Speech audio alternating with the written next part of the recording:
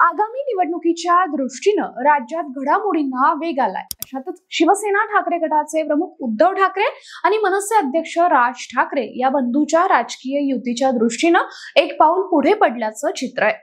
मुंबईत अखेर शिवसेना आणि मनसेमध्ये जागा वाटपाच्या प्राथमिक चर्चेला सुरुवात झाल्याची सूत्रांची माहिती आहे। मनसेला 70च्या आसपास जागा देण्याची ठाकरेंच्या शिवसेनेची तयारी असल्याचं समजतंय। सध्या जागा वाटपाचा कोणताही फॉर्म्युला ठरलेला नाहीये, त्यासाठी दोन्ही पक्षांच्या नेत्यांच्या बैठकांच्या फेऱ्यांमध्ये ती चर्चा पुढे जाऊ शकते।